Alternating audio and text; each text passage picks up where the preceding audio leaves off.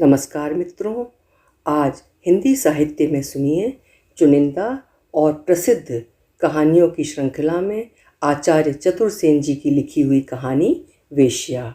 ये कहानी एक तवायफ की बेटी गुलबदन के गुलाबबाई और फिर वेश्या गुलबदन बनने की कहानी है।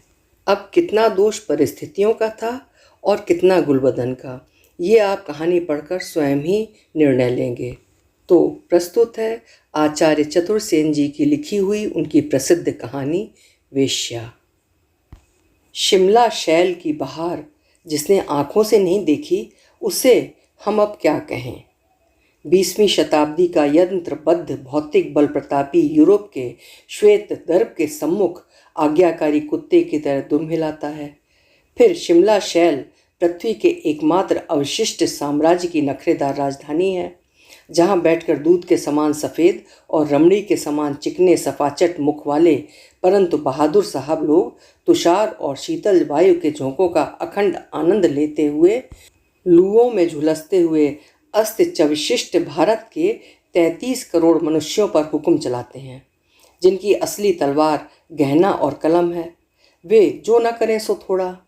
ग्रीष्म की प्रचंड धूप में घोड़े की पीठ पर लोहा लेने वाले भारत के नरपतियों के वंशधर भी गोरी मिसों के हाथ की चाय पीने का लोभ संवरण न कर अपनी निरीह अधम प्रजा को लुओं में झुलसते छोड़ ग्रीष्म में शिमला शैल पर जा पहुँचते हैं।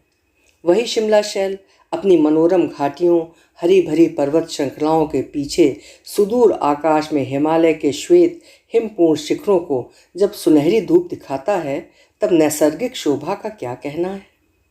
फिर प्रकांड धवल अट्टालिकाएं जहां तट दामिनी सुंदरी अधम दासी की तरह सेवा करती हैं, जब सुरा और सुंदरियों से परिपूर्ण हैं, तब इस प्रतापी ब्रिटिश छत्र छाया में अभय दान प्राप्त महाराजाधिराजों और राज राजेश्वरों को अब और क्या चाहिए।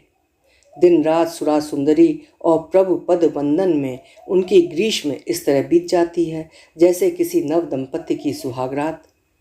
अजी एक बार बिजली की असंख्य दीपमालाओं से आलोकित उन प्रासादों में इन नर पुंगवों को लेवेंडर से सराबोर वस्त्रों वाली अधनंगी मिसों के साथ कमर में हाथ डाले थिरक थिरक कर नाचते तो देखिए, और उसके बाद झुक झुक कर उनके सामने जिम्नास्टिक जैसी कसरत करते और विनयांजलि भेंट करते और बदले में कर पल्लव का चुंबनाधिकार और सहारा देकर उठाने की सेवा का भार।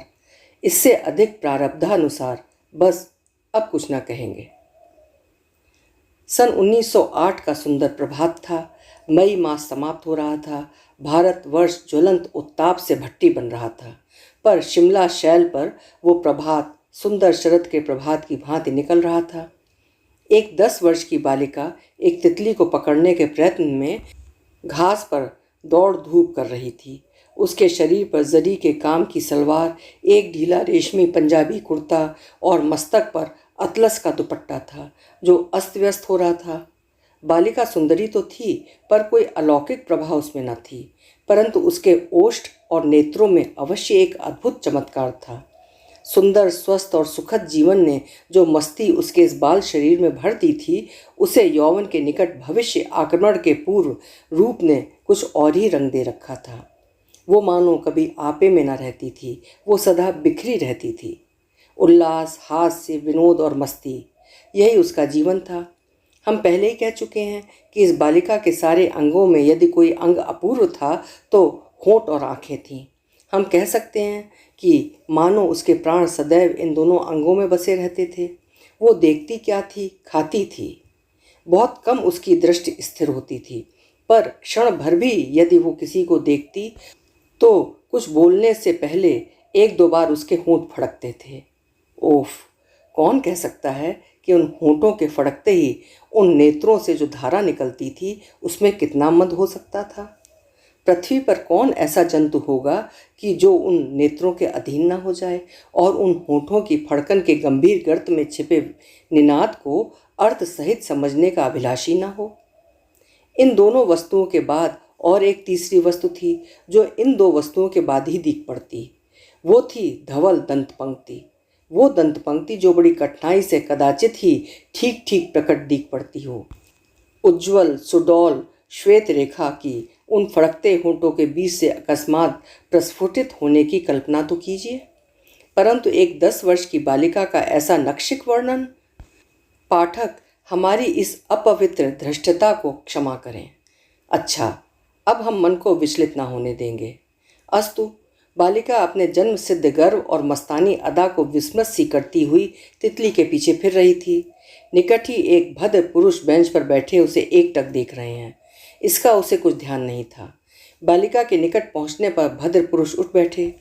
उन्होंने किंचित हंसकर मधुर स्वर से कहा, गरीब जानवर को क्यों दुख देती हो? उसने तुम्हारा कुछ चुराया है क्या? बालिका ने क्षण भर स्तब्ध खड़ी होकर भद्र पुरुष को देखा। ओफ! उन्हीं नेत्रों से 2 बार होंठ फड़के और उसके बाद बिजली की रेखा के समान दंत पंक्ति प्रकट हुई।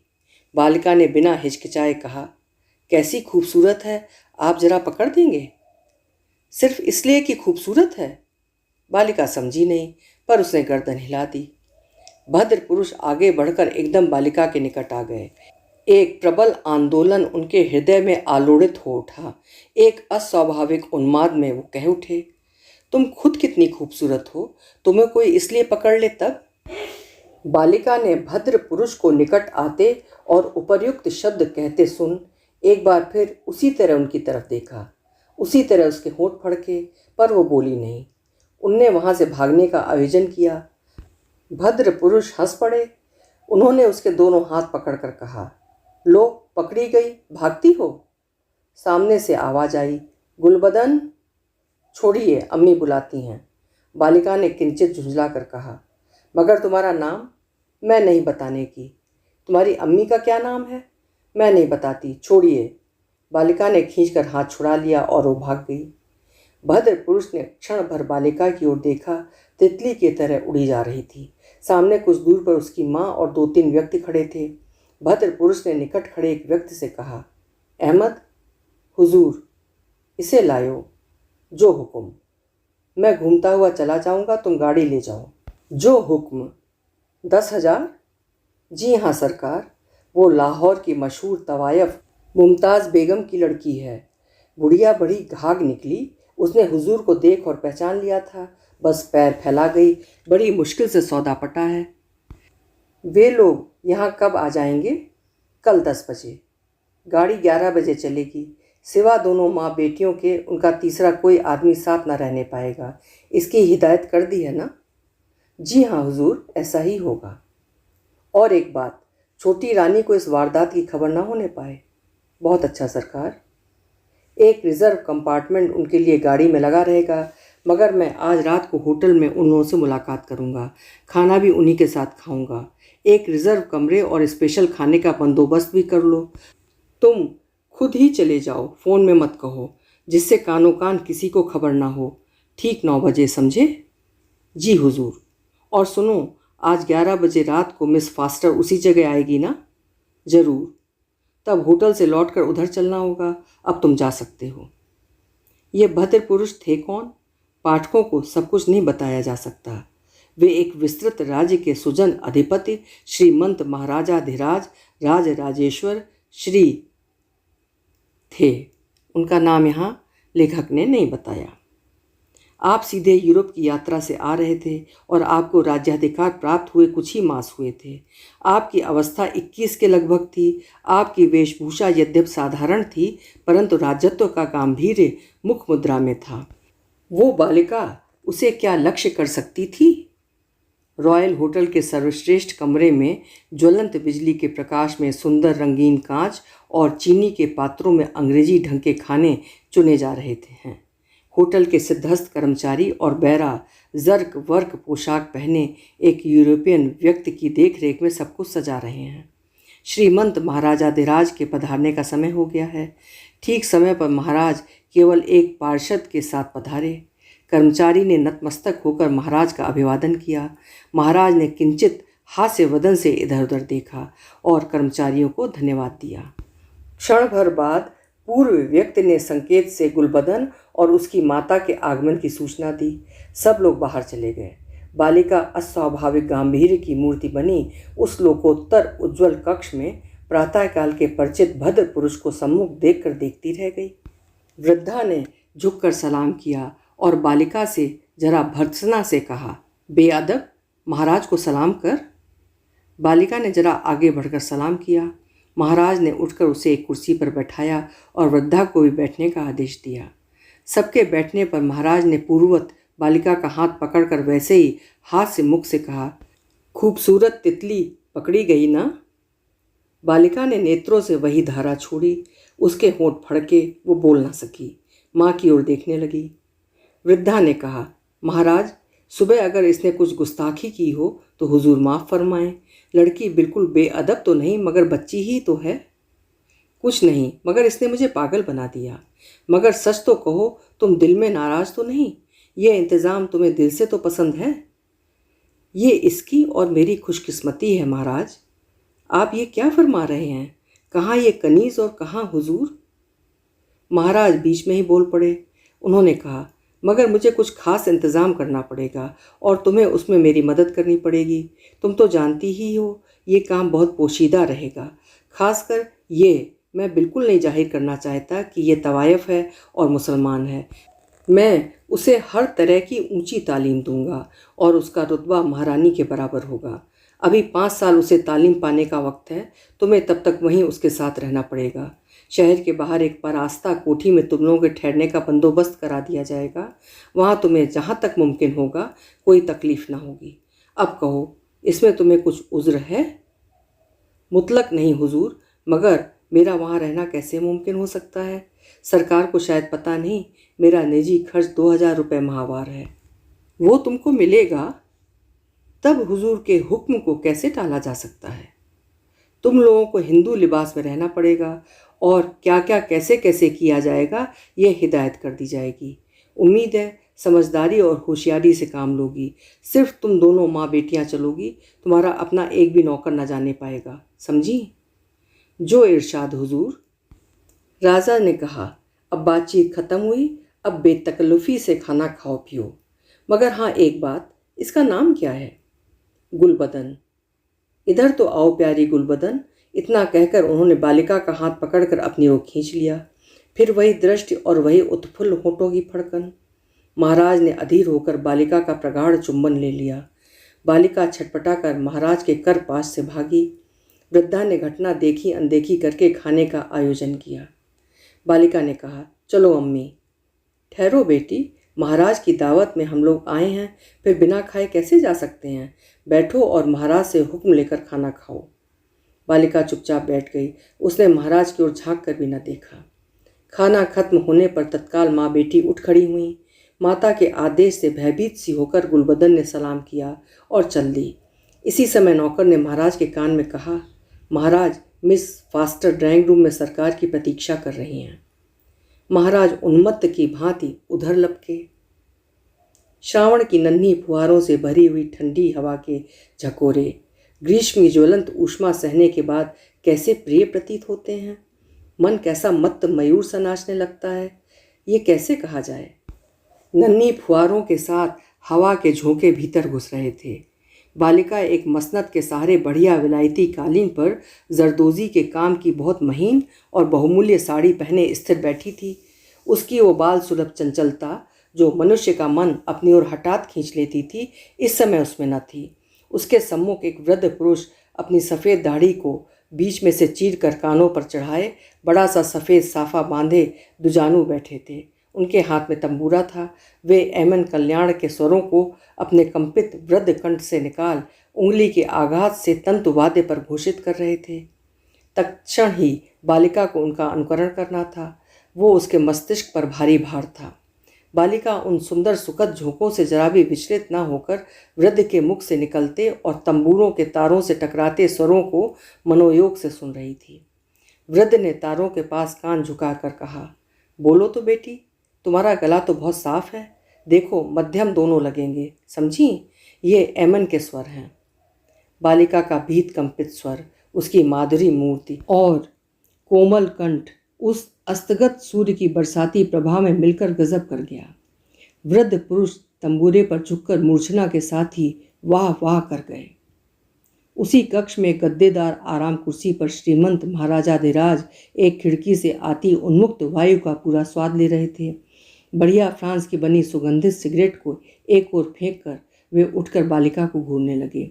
बालिका ने उस ओर देखा, बीच ही में उसका तार टूट गया। वो चुप हो गई। महाराज ने आकर उसके दोनों हाथ पकड़कर उठा लिया।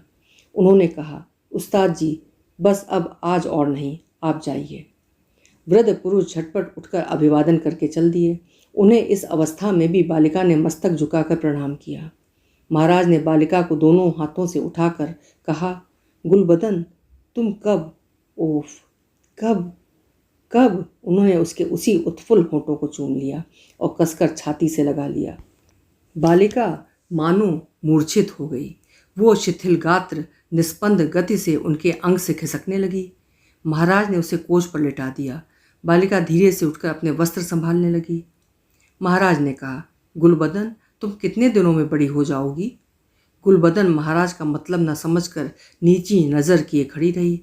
महाराज ने कहा, कैसी ठंडी हवा चल रही है, तुम्हें अच्छा लगता है? बालिका ने स्वच्छ आंखें ऊपर को उठाकर कहा, जी हाँ। तुम्हें मालूम है तुम्हारा नाम क्या रखा गया है? जी हाँ। क्या भला? गुलाब बाई। बालिका के मुख पर हाथ से रेखा दौड़ गई और एक बार बालिका का मुख चुंबन करके महाराज ने उसे दूसरे कमरे में भेज दिया। उन्मत्त यौवन धीरे धीरे आया और एकदम आक्रांत कर गया। पीले रंग पर लाली और चमक, गुलाबी प्रभा पर मानिक की चमक एक अभूतपूर्व रंग दिखा रही थी। किसी पर दृष्टि पड़ते ही कुछ क्षण निनिमेष देखना और फिर उत्फुल्ल होठों का फड़कना, ये बाल्यकाल का स्वभाव इस गदराए हुए यौवन पर बिजली गिरा रहा था। महाराजाधिराज की आंखों में गुलाब, नस नस में गुलाब, जीवन और मृत्यु में गुलाब थी। गुलाब को विलास और ठाट बाट के जो सुख प्राप्त थे, वे पाश्चात्य जीवन के विलासी के लिए कल्पना की वस्तु नहीं। वो महाराज के 9 राजप्रासादों में से किसी को किसी समय अपनी इच्छानुसार जिस प्रकार चाहे इस्तेमाल कर सकती थी। सैकड़ों दास दासियां उसकी आज्ञा, वो चाहे जैसी हो, पालन करने और उसके सुख रक्षार्थ उसकी सेवा में रहती थीं। जो कुछ वो चाहती थी, परिणाम और धन व्यय का विचार किए बिना तत्काल प्रबंध किया जाता था। उसके चित्रमयी वस्त्र विशेष करके रेशम और मखमल के अचिंत्य रूप से अमूल्य और बढ़िया होते थे और वो कश्मीर तथा बनारस में विशेष रूप से तैयार किए जाते थे। उसका जेवर कई लाख रुपयों की कीमत का था। कुछ तो उसके लिए पेरिस से मंगाए गए थे।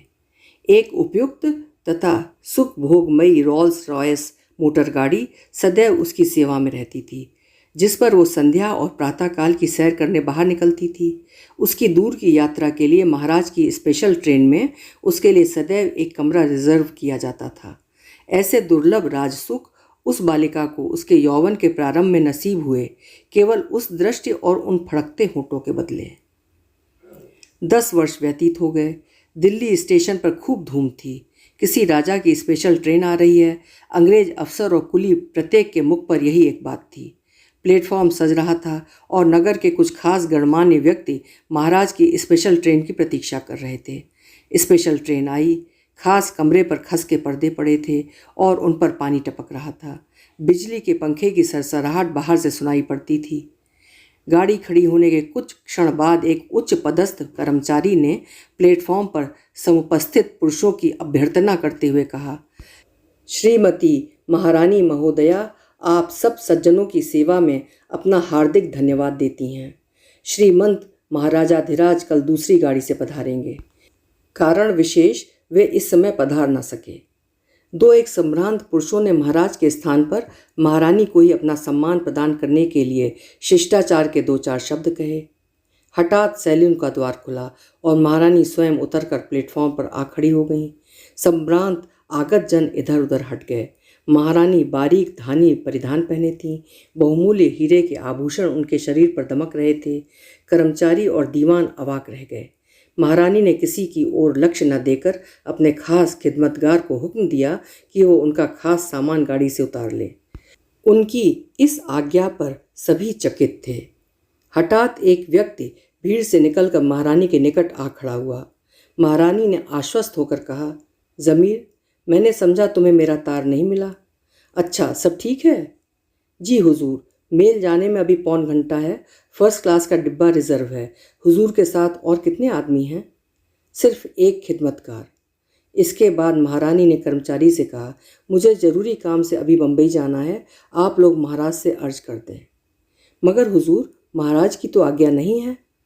मैं महाराज की गुलाम नहीं हूँ। किंतु महारानी, मैं जो कहती हूँ वो करो। ज़मीर, मेरा सामान डिब्बे में ले जाओ। आगंतुक स्वागतार्थी संभ्रांत पुरुषों को भीत चकित करती हुई महारानी गुलाब बाई उर्फ गुलबदन बेगम भीड़ को चीरती हुई सामने खड़ी मेल ट्रेन के फर्स्ट क्लास कंपार्टमेंट के रिजर्व डिब्बे में बैठ गईं। कुबेर नगरी बम्बई में 20वीं शताब्दी के समस्त वैभव पूर्ण विस्फारित हैं। संपदा और ऐश्वर्य का ये जीवन संपदा और ऐश्वर्य के उस जीवन से भिन्न है जो रईसों और राजाओं को प्राप्त है। राजा रईस खाली जेब रहने पर भी जो शान ठाट और रईसी चोंचले करते हैं, वे इस कुबेर नगरी में भरी जेबों से भी संभव नहीं। परंतु धन जहाँ है वहाँ विलासता है ही। मुंह फाड़कर धन किसने खाया है? धन का यथार्थ मार्ग तो मूत्र मार्ग है। धन ने जहाँ ये मार्ग देखा, फिर वो कहाँ रह सकेगा? एक सजी हुई अट्टालिका में एक सुंदर किंतु जरा भारी शरीर का युवक काउच पर पड़ा प्यासी आंखों से हारमोनियम पर उंगली फेरती हुई सुंदरी के मुख और उभरे हुए अध ढके शरीर को देख रहा है। शराब का प्याला और सुगंधित शराब का पात्र उसके निकट है। रह रह कर वो मद्यपान कर रहा है। ये सब है, पर गाने का रंग नहीं जमता। विकल होकर सुंदरी ने बाजा एक ओर सरका दिया। वो थककर एक काउच पर गिर पड़ी। युवक ने दौड़कर कहा, क्या तबीयत अच्छी नहीं है प्यारी? नहीं, मुझे जरा चुप पड़ी रहने दो। पर मुझसे नाराज तो नहीं हो? नहीं, मगर मुझसे जरा देर बोलो मत। युवक स्तब्ध हुआ। सुंदरी दीवार की ओर मुंह करके लेट गई। वो सोच रही थी, ये कैसा प्रारब्ध भोग है। हे परमेश्वर, मैं कहाँ से कहाँ आ गिरी। भाग्य चक्र भी कैसा है। उसमें और इसमें कितना अंतर है। पर जो हो गया वो तो अब लौट सकता नहीं। परंतु उसके मुंह से एक सांस निकली। वो तड़प उठी। युवक ने उठकर उसका सिर गोद में लेकर कहा, गर्मी के कारण तुम्हारी तबीयत खराब हो गई है। चलो जरा समुद्र के किनारे घूम आए, गाड़ी बाहर है ही। सुंदरी सहमत हुई। क्षण भर में गाड़ी उन्हें लेकर हैंगिंग गार्डन की ओर उड़ रही थी। हठात एक मोटर बड़े जोर से टकरा गई। ड्राइवर के हजार सावधानी करने पर भी युवक औंधे मुंह गिर पड़े। सुंदरी ने सामने की मोटर में बैठे व्यक्तियों को देखा। उसके मुख से चीख निकल गई। वो सहम कर सीट पर चिपक गई। एक व्यक्ति ने ललकार कर कहा, नाक काट लो। उसके हाथ में रिवॉल्वर था। दूसरे व्यक्ति धीरे धीरे मोटर की ओर बढ़ा। सुंदरी औंधे मुंह गाड़ी में लौटकर चिल्लाने लगी। युवक ने आगे बढ़कर आतताई को रोककर उसे एक धक्का दिया और उसी क्षण एक गोली उसकी छाती को चीरती हुई निकल गई। आतताई युवती पर छुरी लेकर चढ़ गया। अभी दिन काफ़ी था। सड़क पर यथेष्ट यातायात था। बहुत लोग झुक पड़े। आतताई अब भागने का उपक्रम करने लगे, परंतु पुलिस की सावधानी और भीड़ की मदद से वे गिरफ्तार हुए। सुंदरी भयभीत और साधारण घायल अवस्था में अस्पताल पहुंचाई गई। होश में आने पर उसने अस्पताल के कमरों की खिड़कियों पर दृष्टि गाड़ कर देखा। कितनी स्मृतियां आईं और गईं। उस शून्य में उसकी दृष्टि गड़ गई। उसके होंठ फड़के। पर हाय, वहाँ उस फड़कन को देखने वाला कौन था? युवती दोनों हाथों में मुंह दबाकर रोने लगी। हाय, मैंने क्या किया? क्या हुआ? 3 को काला पानी, 2 को फांसी, 1 पागल हो गया। पागल हो गया? जी हाँ। मगर सभी को फांसी क्यों ना हुई? फन कुचली हुई नागिन की तरह चपेट खाकर युवती ने बिछौने से उठकर कहा। उसी तरह उसके होंठ फड़क उठे। उसने पूछा, और उन्हें? उन्हें गद्दी त्याग देने को विवश किया जा रहा है। सुना है वे राजपाट छोड़कर यूरोप चले जाएंगे। युवती के होठों पर फिर फड़कन उत्पन्न हुई। उसकी दृष्टि दूर पर कांपते हुए वृक्ष के पत्तों पर अटक गई। उसके सारे शरीर में कंपन उत्पन्न हो गया।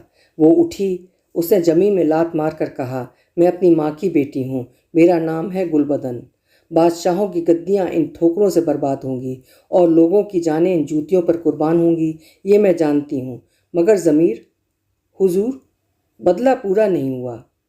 सरकार, सेठ ने 1 लाख रुपया आपके नाम विल किया है। यह अदालत में उनके सॉलिसिटर से मालूम हुआ। सेठ दिलदार था मगर महाराज ना था। अफसोस है, बेचारा मर गया। अच्छा सुनो, मैं आज ही पंजाब जाऊंगी। आज ही? हाँ, मेरे एक दोस्त का तार आया है, वे मेरी इंतज़ारी कर रहे हैं। बेहतर हो कि यहाँ के झगड़े ख़त्म होने पर जाएं। बेवकूफ़, परसों मेरे निकाह की तारीख है। सुंदरी एक मर्म भेदनी दृष्टि डालती चली गई। गुलबदन, बेरहमी ना करो। बेरहमी क्या करती हूँ?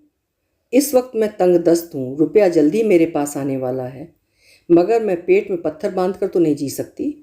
तुम्हें क्या भूखों मरने की नौबत आ रही है? कोठी, बंगला, मोटर, नौकर सभी तो हाजिर हैं। 500 का मुशाहिरा भी कुछ कम नहीं। मेरे नौकरों के नौकर ऐसे कोठी, बंगले और मोटरों पर औकात बसर करते हैं और 500 रुपया रोजाना खर्च करने की मैं आदी हूँ।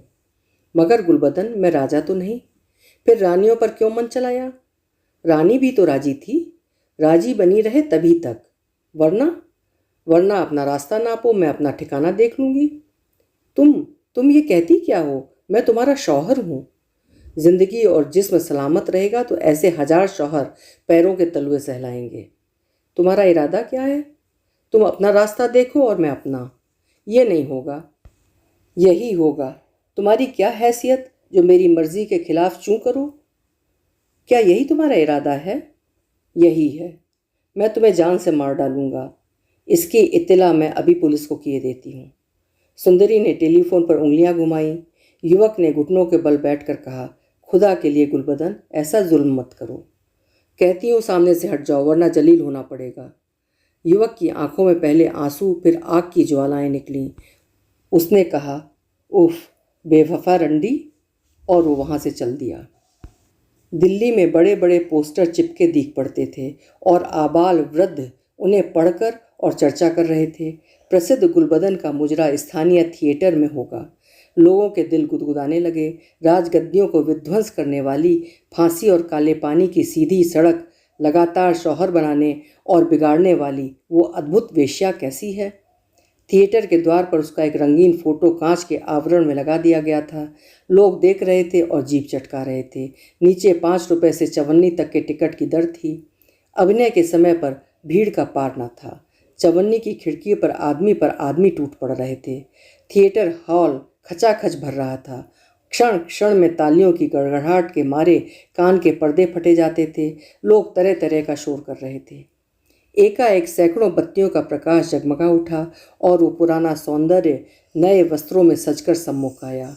वो स्त्री जो राज परिवार की महारानी का पद भोग चुकी थी, जिसे सभी संपदाएं तुच्छ थीं, आज अपने सौंदर्य को इस तरह खड़ी होकर चवन्नी वालों को बिखेर रही थी। देखने वाले दहल रहे थे। धीरे धीरे उसने गाना शुरू किया। साजिंदों ने गत मिलाई, चवन्नी वालों ने शोर किया, जरा नाच कर बताना भी साहेब। शोर बढ़ता गया। क्षोभ, ग्लानि और लज्जा से गुलबदन बैठ गई। एक सहृदय पुरुष ने सिर हिलाकर कहा, हाय री वेश्या, और वे बाहर निकल आए। वे दूर तक कुछ सोचते और रंगमंच का शोर सुनते अंधकार में वेश्या के व्यक्तित्व पर विचार करते चले जा रहे थे। पृथ्वी पर कौन इस तरह इस शब्द पर कभी विचार करने का ऐसा अवसर पाएगा? अभी आप सुन रहे थे आचार्य चतुरसेन जी की लिखी हुई उनकी एक प्रसिद्ध कहानी वेश्या। आशा करती हूँ कहानी आपको पसंद आई होगी। फिर मिलेंगे। आपका समय शुभ हो, मंगलमय हो।